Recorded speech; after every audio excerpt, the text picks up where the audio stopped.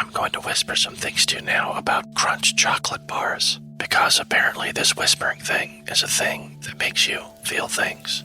It's saying something crunchy is coming in the candy wrapper language. Imagine your tongue hiking up those crispy, rocky ridges. Now, drum roll, please. Wow, that's good. Crunchy, munchy chocolate doesn't whisper. Turn up the fun with Crunch. This episode is brought to you by Essentia. A better you starts with better hydration. Essentia is on a mission to inspire people to do what matters most. Their proprietary ionization process transforms water from any source into ionized alkaline water, providing water that's 99.9% pure with a pH of 9.5 or higher. Essentia overachieving H2O, the #1 ionized alkaline water. Shop now.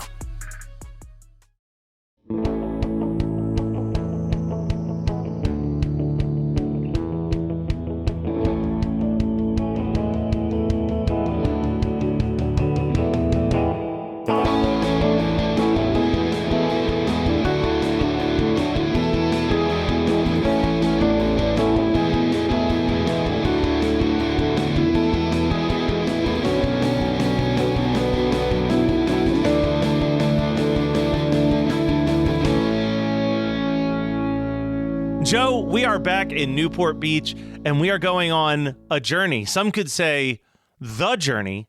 Season 3, episode 17. Right out the gate, I got to address something that blew my mind. Is it weird to you that Journey is Ryan's favorite band? A 18-year-old in 2009 in Newport Beach? No, because... Well, first of all, is it 2009? It's 2008, 2009. It's definitely... Yeah, okay. So we're getting... This is also, like, Glee will premiere in 2007, 2008, right? So, like, Journey is on its come-up. Oh, that's Journey true. Journey is having its resurgence right now. You know, Joe, you mentioned Glee, and it made me realize that you are someone I haven't asked about this. Dylan from Christmas 365 made me watch the Glee Christmas episode. Which one? The second season one, A Very Glee Christmas. Oh, the one where they have A Very Merry Christmas. That one with... No, this is the one where Jane Lynch becomes the Grinch. Oh, yes, that one. Okay, that's a good one. See, I hated it, as I did with most of Glee. I was never a Glee guy, right? You're not a Gleek. I'm not a Gleek. But to the shock of absolutely nobody, Dylan is very much a Gleek. And he's pitched the idea that he wants to do a Glee rewatch podcast for Geekscape called Gleekscape. And I refuse to be a part of it. So we're looking for a Glee-loving co-host who would want to recap every episode of Glee with him. Would you be interested in that position once we wrap up this OC journey? I could do that. I mean... You don't sound thrilled about this, Joe. No, because the better thing would be to make you watch it. That's the better show, is to have me and Dylan talk at you about why. Because, like, here's the thing. Here's what spoiler alert for that episode of Christmas 365. I literally say that Glee, for the entirety that show has been popular and in my zeitgeist, in my eyes, is like one rung above Big Bang Theory as like one of my most hated, like, do not like shows. And I think similar to Big Bang Theory, they both have a similar vibe of everybody insisting I will love it. This is you rebelling. This is your form of rebellion. It's like, how dare you think that this is my taste? Yeah, kind of. Like, I was like, I do not like this show at all. You do not have to do this. I feel like it was mean of me to just put you on the spot as we're recording about it. I will say that even Dylan, the Gleek that he is, told me the problem with Glee is that it's a solid 3-season show that's stretched out across 7 seasons. I'm not sure how you feel about that assessment, if you agree or disagree. And he's like, and I don't mean that the first 3 seasons are good. I just mean that the storylines and beats that they told over 7 seasons could have been told much tighter in 3 seasons. Yeah, this is a show that should not have gone. There was a natural endpoint, and they extended it.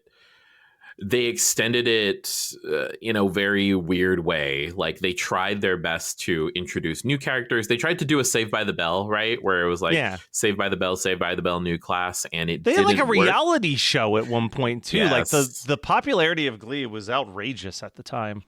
All right, well, that's the OC is not Glee, thankfully. Because I wouldn't be doing the show if it was.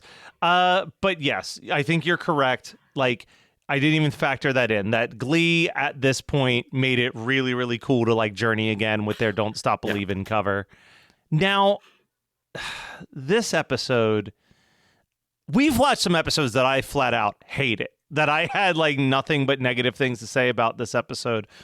About the episode. The most negative thing that I can say about this episode is that it's a giant nothing burger of an episode. Like I feel like absolutely nothing of real plot point or value happens throughout the episode. No.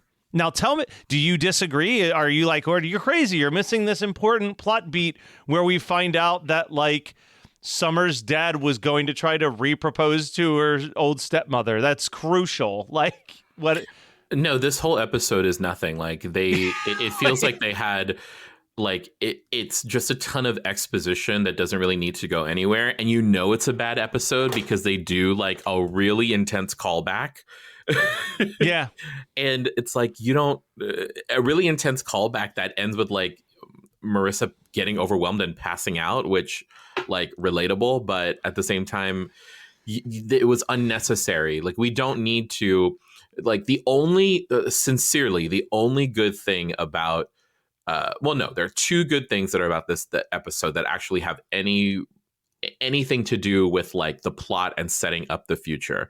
The first is we established that Ryan is now 18. Yes. So like the very basics of like, you know, Ryan being 18, like it does change the dynamic of him being like the adopted son, right? Like now he can be tried as an adult. That's all of those things are there. The second thing that it does is that it humanizes Volchak in a way, like it puts into perspective, like what they're setting up for Volchak coming up in the next few episodes. So let me ask a potential spoiler question here. Sure. But I can't get a read on Volchak.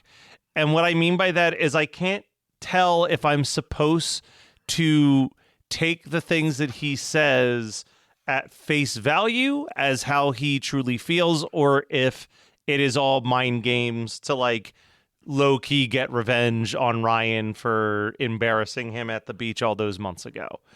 Now, am I just at this point where I'm so like unsure what's happening plot-wise that I'm making this more complicated than it needs to be? Or do you feel like that is the intention of the writing, is for you to not fully trust Volchak every time that he shows up on screen?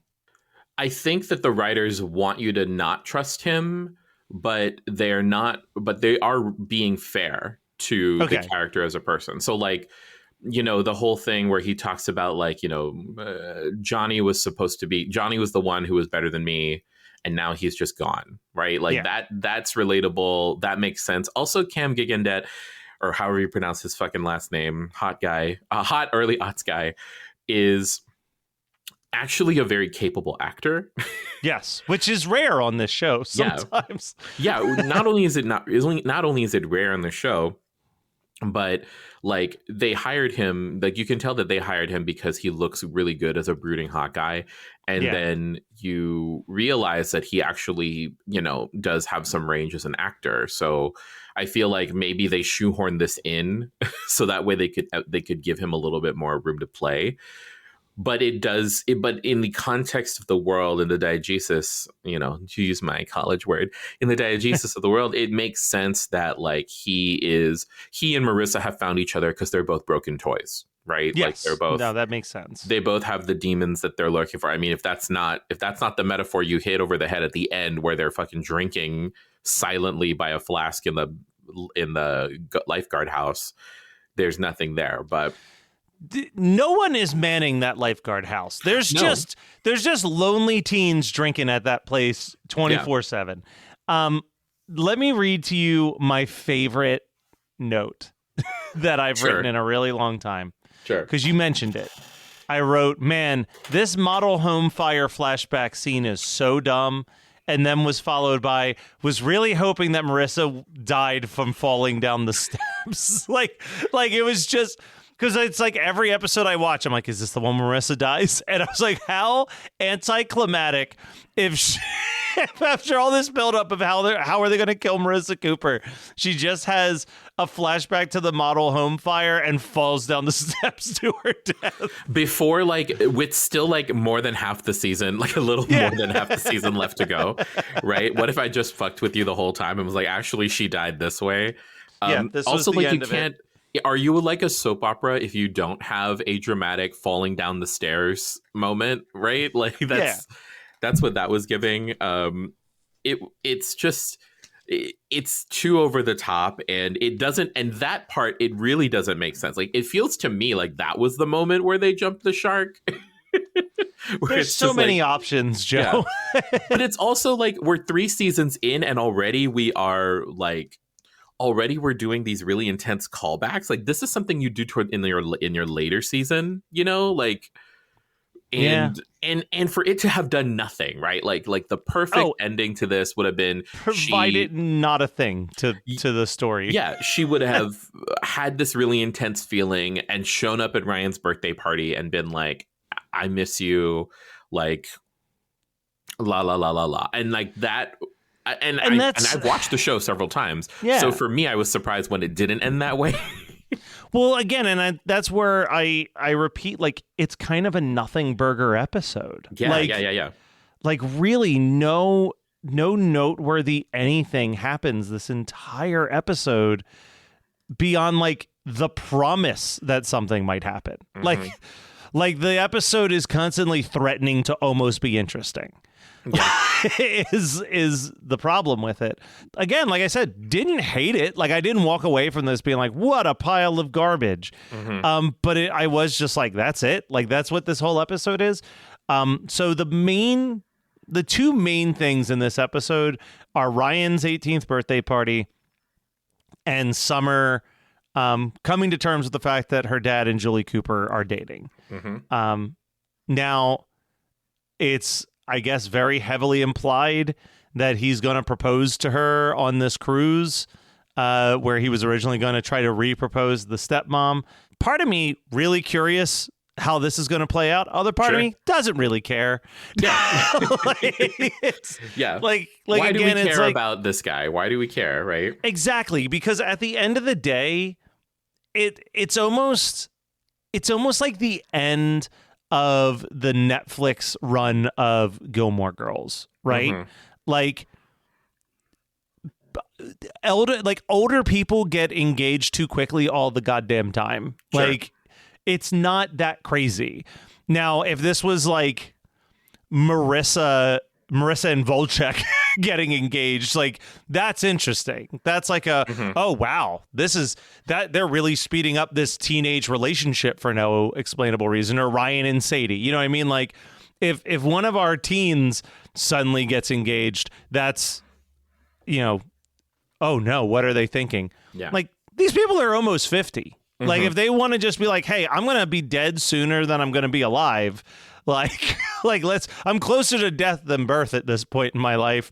Let's just do this because, you know, the clock's ticking on both of us. Yeah. Then, like, whatever, who the fuck cares? It's also like sorry, you mentioned the 18 thing, and this might derail it a little bit, but like the moment for me when like Ryan looks the oldest that he's ever looked to me is when Seth is like, "You're turning 18." Yeah, like it's the moment where they reveal that it's his 18th birthday. Yeah, no, it's crazy. Now Sandy is trying to get Ryan's mom to show up to this party, and Dawn. And I laughed so hard because he's packing a bag And he's like, I found Ryan's mom. She's in New Mexico. She's in Albuquerque. Yeah. And she's like, well, she's why are you making meth with Walter White? Yeah.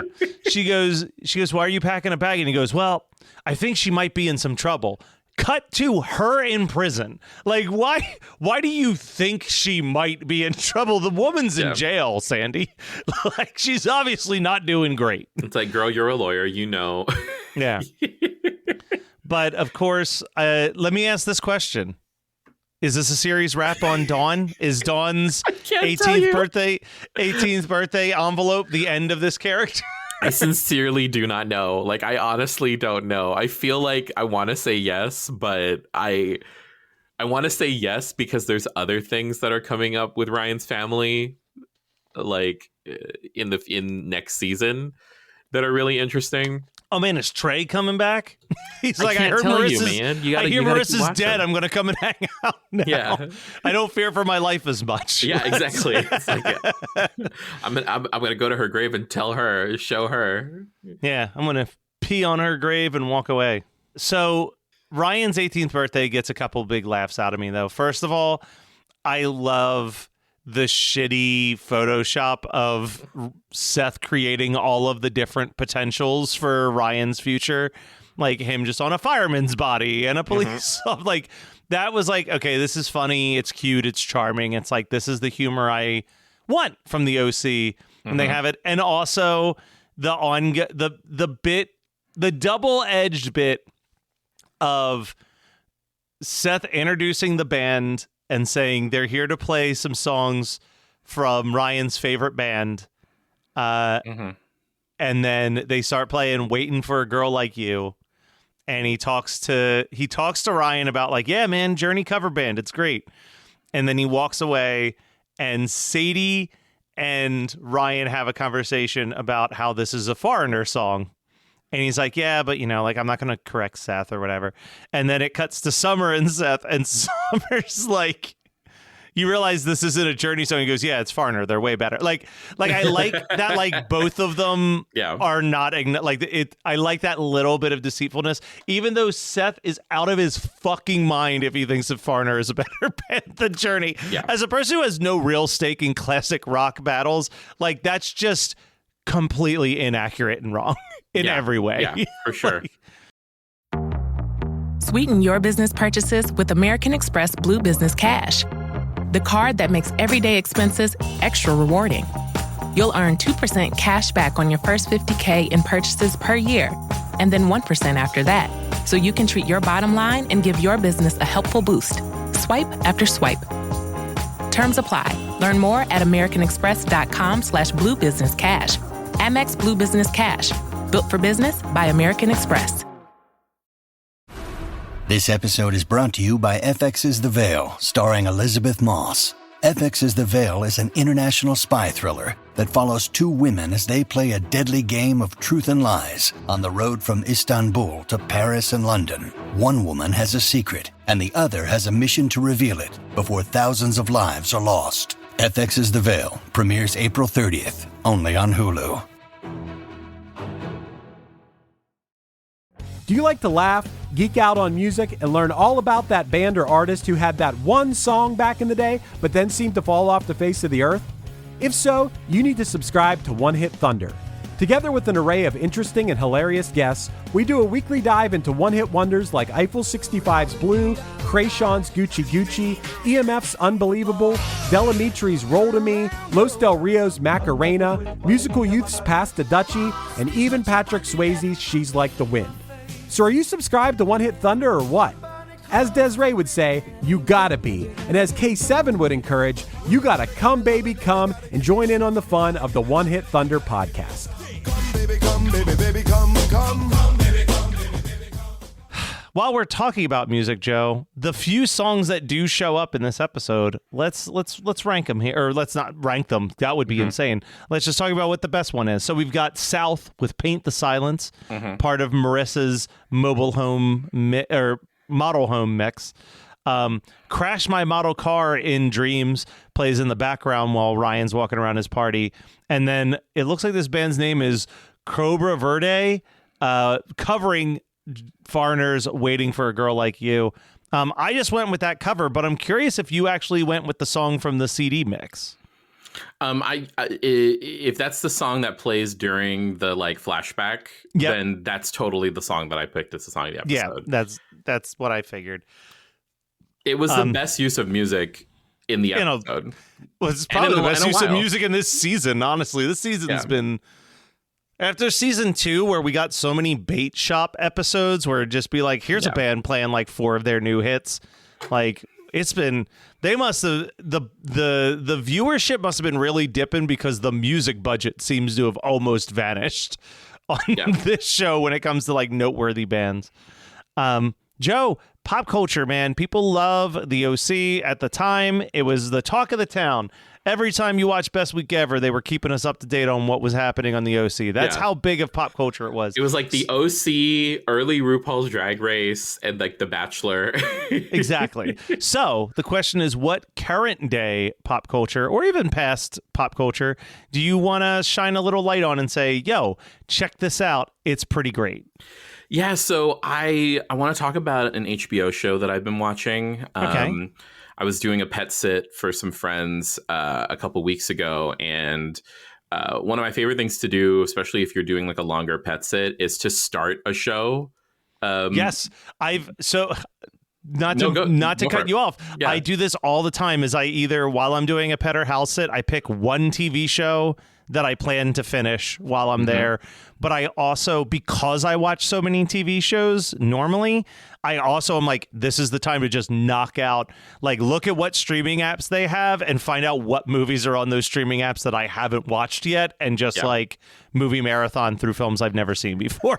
Exactly. Because especially like when you're, it's an incentive for you to like stay and hang with the dogs and all those things. So they were gone for about a week, and and the thing is that all the streaming apps they have, I have. Like, I probably have 1 or 2 more than they do, but I'll throw in some shade. No to the shade. throwing some shade at your friend's cheap asses not being able to afford all of the streaming apps that Joe has. To be fair, these are friends that I've like. The first friends that I ever watched their pets for were these friends, and they're like, I watched one of their dogs when he was like a puppy. And when they got him, he was 8 months old. And then now he's like the old man of their little menagerie, right? Like, so we've been through a journey, but this is also the friend that like introduced me to, like, I got an Apple TV because this guy had an Apple TV and I thought it was really cool. He had all the different apps. Like, I've definitely modeled my media diet, how media is consumed based off of these friends. Anyway, that's all of that to say, I started watching a show there that I've continued. Like, it's a new HBO series. It's a week to week, so it's not a binger. It's called The Girls on the Bus. I haven't even heard of this. Okay, continue. I honestly don't think it's getting enough. I think it's going to be one of those like HBO shows that maybe will go for 2 more seasons and that'll be it, or it could also be a miniseries. But The Girl on the Bus, it stars like Melissa Benoist from Glee, famously from Glee, and also from Supergirl. Already losing interest. Yes. There's no singing in it. Hold up, Jose. I love that you think the reason I don't like Glee is because of the singing. Like, I'm not this musical loving motherfucker over here. Yes, but here's the thing. The singing to me is a little much. Like, it's highly auto-tuned. And that's what I was gonna. That's what bothers me, is that it doesn't feel like human beings singing ever in an episode of Glee. All right, continue. Sorry, I just was like, how dare you? Don't you act like I'm the typical straight guy who hates a musical. You're like, I am not the typical straight guy. Yeah. I've spent years trying to prove that. Yes. I am beating the typical straight guy allegations, as the Gen Z says. So it's Carla Gugino, it's Melissa Benoist, it's like 2 other people. I have no idea what they're from, but basically it is about it takes place during a presidential primary campaign, and it's about four femme-identified journalists. I don't know how one of the you'll understand when I talk about in a minute, but four like women journalists who are working for different news outlets who are on the bus covering this very interesting presidential campaign. Specifically, they're on the bus for the for the people who are pursuing the Democratic nominee for president, and it's really cool because like it's filling a little bit of the hole that like Scandal and the Newsroom have in my heart. Like the Newsroom was great because it like, you know, you were able to wax philosophical about what it means, you know, to like America and print journalism and all that. And then you have like Scandal because there's like, you know, intrigue and, you know, there's a mystery that's a season-long mystery that they're trying to solve. But it's really cool. There's like two of the journalists, Carla Gugino and Melissa Benoist, they're like colleagues. They work at like major daily newspapers. One of them is a Black woman who works for like the equivalent of like a One America News. Like it's a very like it's worse than Fox News. Like very so like a Newsmaxy type deal. A Newsmaxy type deal, but like that has like that's very organized and has their own network. Okay.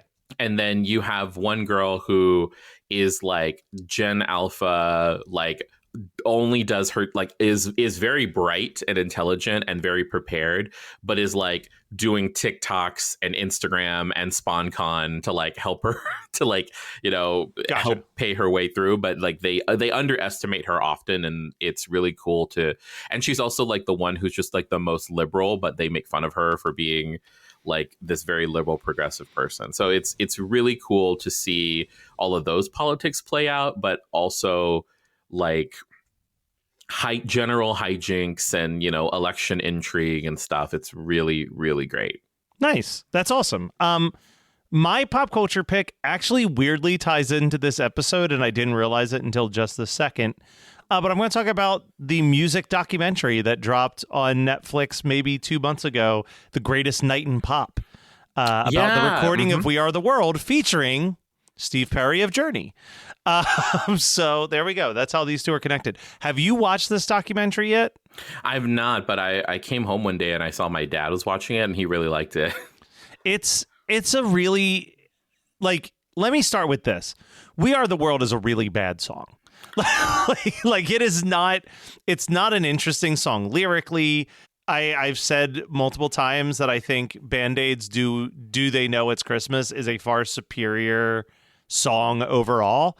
Mm-hmm. But the star power that they got for We Are the World is impressive. And to like learn how this entire recording session took place over approximately 8 to 10 hours after a major award show when everyone was exhausted. It's really interesting. My biggest note is if I was in charge, which I'm not for, I guess, obvious reasons in life, but if I was in charge, I wouldn't have done any talking heads. As interesting as they were, like, I would have almost done this in the style of Get Back, like the Beatles Get Back, where you're just watching this footage. You're just watching the chaos of them trying to record this, because I feel like the footage speaks for itself for the most part. Sure. So like you'll literally get like a talking head, like it's just one of those things where you'll get a talking head talking about like, oh man, and then like Stevie and Ray Charles, like they were sitting by the piano playing a song together, and then it just cuts to the footage of Stevie Wonder and Ray Charles sitting at the piano playing a song together. I'm just like, I didn't really need that talking head to tell me about the footage I was just about to watch. Like the footage kind of speaks for itself. You don't need to tell me that this is a cool thing I'm witnessing. Like I recognize who these people are, and I think, damn, that's cool. So that would be my only note. But yeah, it's a breezy like 89 minutes or something like that. It's a quick watch. It's an interesting watch. It still won't make you like the song anymore if you don't like the song, but it is like, it is what it is. And look, they did a lot of good. They raised a lot of money and helped a lot of things, but it's just a poorly written song. I don't think it's a very good song. But that's my whole thing. Speaking of things that I think might be poorly written, The OC. We'll be back next week with another episode of White People Problems, an OC podcast.